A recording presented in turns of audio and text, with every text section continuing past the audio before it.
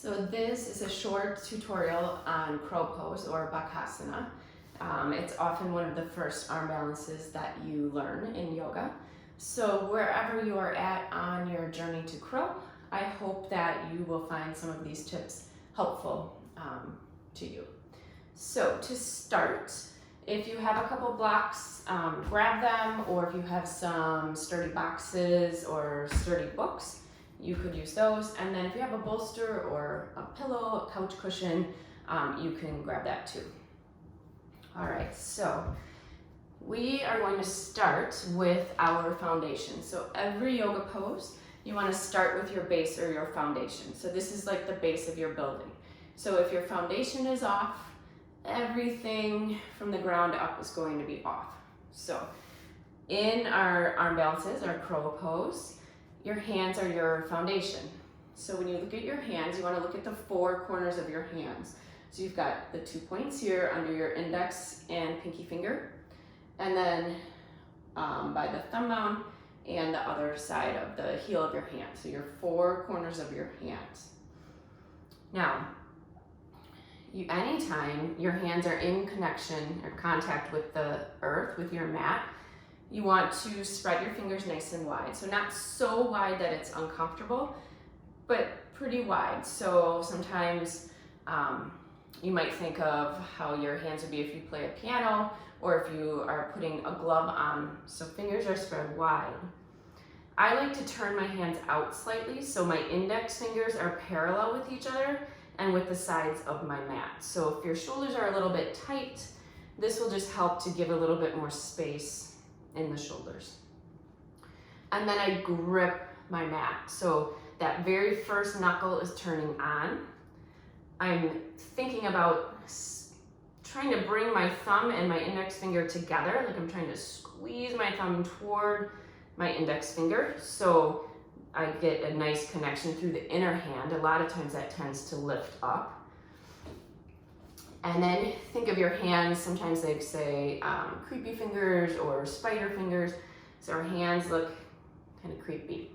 Also think about if you were palming a basketball, so how you would grip that basketball, you're connecting through the 4 points of your hand again, with a little bit of space right under the center of the palm. Now as I press down through my hands, I make that nice strong connection. I want to straighten my arms. So you're going to wrap your outer upper arms, your triceps in, and spin the eye of your elbows forward, okay? So a lot of times I see people their hands are just kind of limp and dead on the mat, and their elbows are kind of out to the side. So you want to engage. Nice strong connection. And this is any time in yoga or even other exercises that you do. Anytime your hands are connected to the mat in a tabletop, and a cat-cow, and plank, down dog, and handstand. You want to make this nice, strong connection, this solid foundation. So spin the eyes of the elbows forward. And then I also want to make sure I'm not locking up my elbows and hyperextending my elbows, because that's not good either. So a little micro bend, nice engagement through the hands, the arms. And then in our Bakasana, or crow pose, you want to think cat back here. So pressing the ground away, rounding through the upper back. So broadening across the shoulder blades. So pulling that navel up and in. Okay. So I'll show you the crow pose first so you can get an idea for the shape if you're not totally familiar. So it's this shape of coming up to the toes. Knees go onto the backs of the arms. I'm leaning forward, pressing the ground away, rounding my upper back, and squeezing my heels in toward my seat. Okay, so that's our shape. So imagine a child's pose lifted up onto your arms. So keeping that shape in mind, and what I just told you about the hands, the arms, and the upper body, I want you to come down onto your back, hug your knees into your chest, and then take your knees wide, so just on the outside of your ribs, toes are together, And then reach your hands up to the sky. So press away. You're extending the wrist, bending at the wrist. Hands are wide. Just imagine you're pressing your hands into your mat. And then bring your knees to the backs of your arms, anywhere above the elbow. So squeeze into a tight little ball. Squeeze your heels toward your glutes. And then lift your head and shoulders up off the mat. Keep pressing, pressing, pressing up with the hands. Squeezing the legs in and drawing the navel down. So I'm making that cat back, that cat spine. Pulling my navel in, curling up into a tight little ball. Looking kind of just in front of my hands. And this is crow pose on my back. Good, so a lot of times that can actually feel a little bit harder than the actual pose.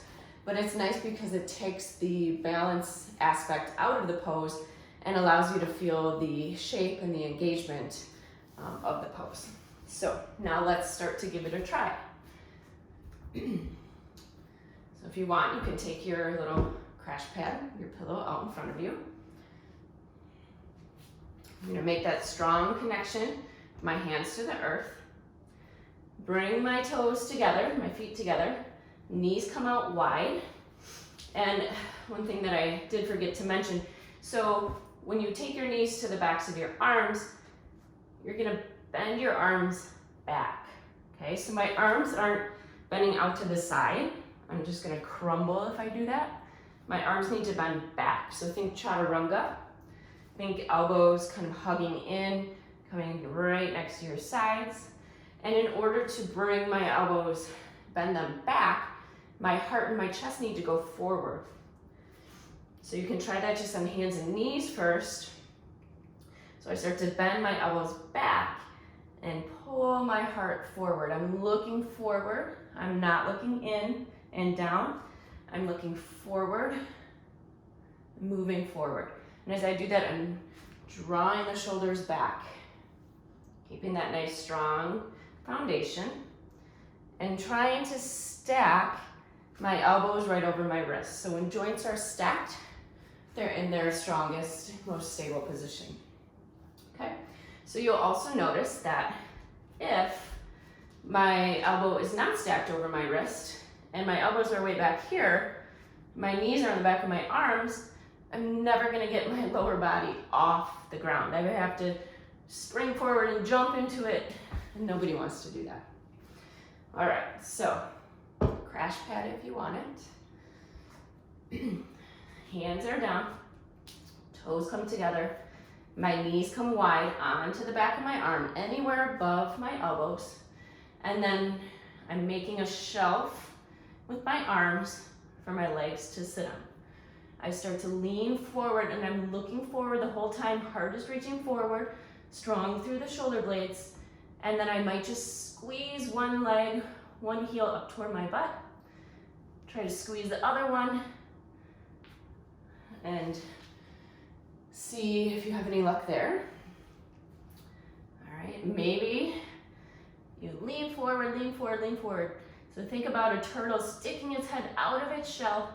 You lean forward so much that both feet start to lift off the ground. Squeeze your heels towards your glutes. Press the ground away, round through your upper back. Navel comes into spine. So again, making that shape that we just made on our back. Now, if you're having trouble getting your feet off the ground, it can really help to stand up on a little perch.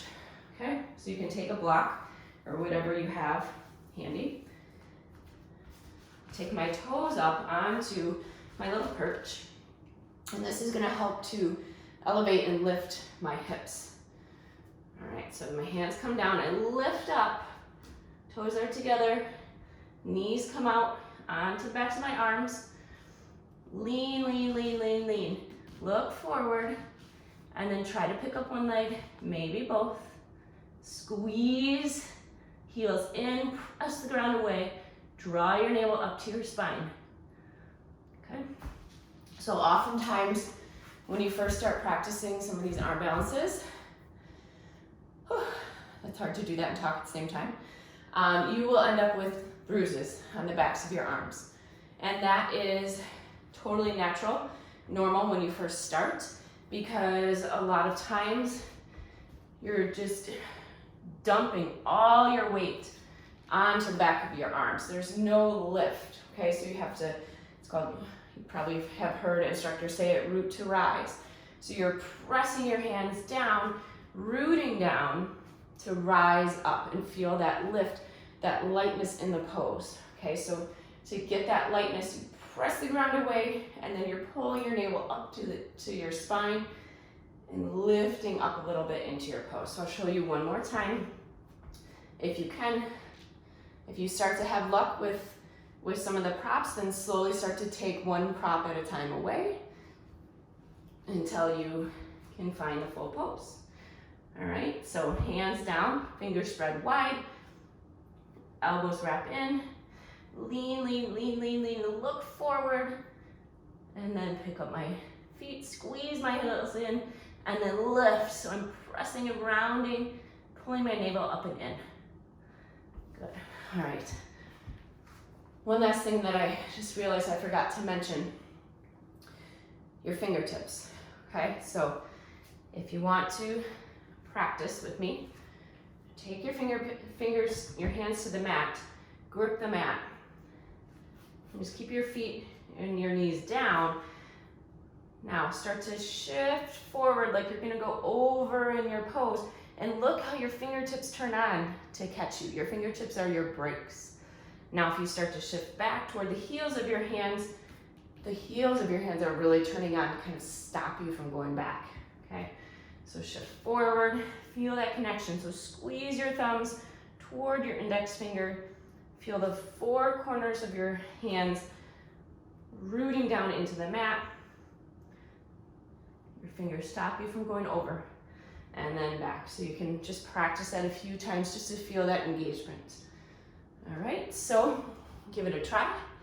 I would love to know how it goes, or if you have any questions, just feel free to drop me a comment under this video. Thanks for watching.